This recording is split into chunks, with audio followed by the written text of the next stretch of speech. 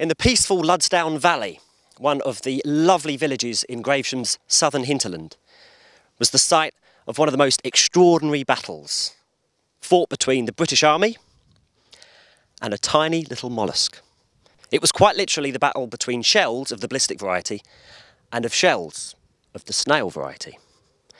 Now, about 35 years ago, in the Luddesdown Valley behind me, and the site known as the Luddesdown Organic Farm, the Ministry of Defence were planning to set up a firing range.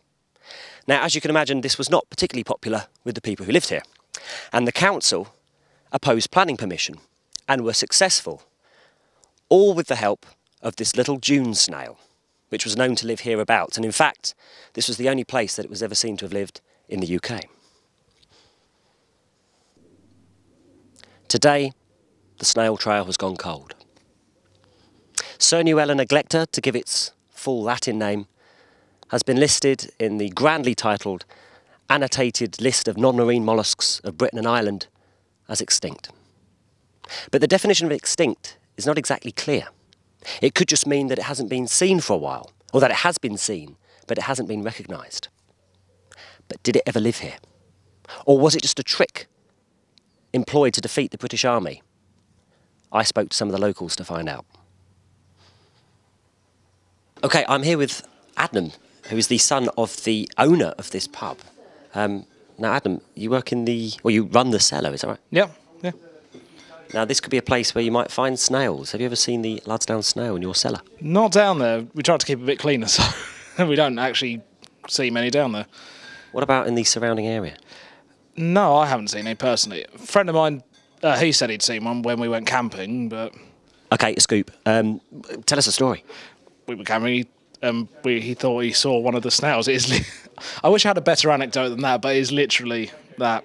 We're on a hunt. Hunt. We are a hunt. Nothing quite as grand as a bear hunt or anything like that. A snail hunt. Now, Snail. yes, a snail. In fact, the Luddesdown snail. Have you ever heard of it? No. Right. Should I have done?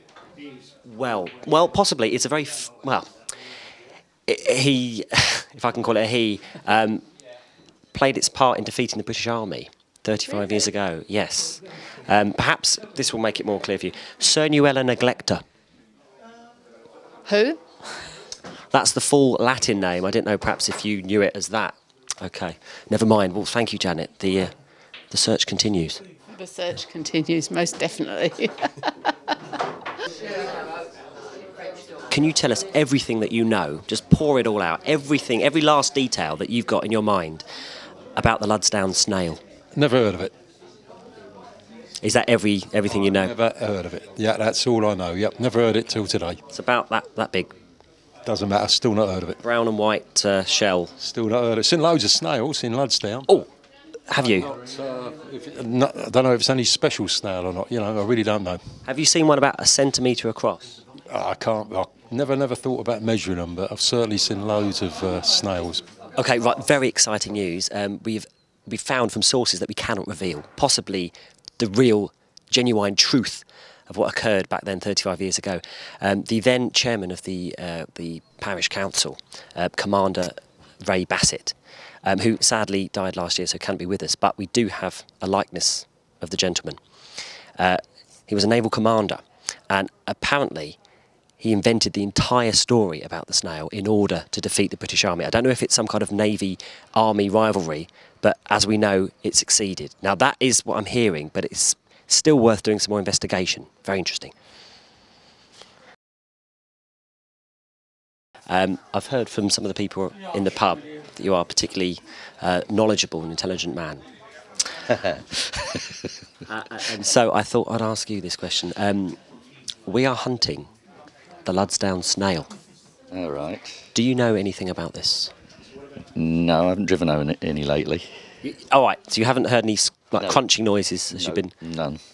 Not underfoot as you've been walking around in the night? I don't walk too far. Okay. Get too old for that. Have you seen any snails at all in the area? Not here around. I've seen a few on my front garden. Any about this big, 1 centimetre? Yes. Funnily enough, only this week on my front sill of my windows. You couldn't describe these snails for us, could you? Well, there's only one of them. Very, very tiny shell and a very long neck. Does that fit the description? Right, we'll have to look at that. We'll have to look at that. Can you remember the colour of the shell? I would say a very dark grey. Okay, we're looking for white and brown. Definitely not. Definitely not. No. No. It couldn't have perhaps developed that later in life. Well, I wouldn't know. At a snail's pace, it'd take a long time, wouldn't it? So there you have it. Cernuella neglecta may indeed be here, but it's keeping itself to itself. Of course, there will always be some that say that it was never here in the first place, that it was just a ruse to stop exploding shells from blighting this landscape. Whatever the truth, though, the fact remains that this little guy, with its white and brown striped shell and its penchant for chalky bank habitats, played its part in inflicting one of the worst defeats on the army on British soil. Quite a feat for a little householder just 1 centimetre across.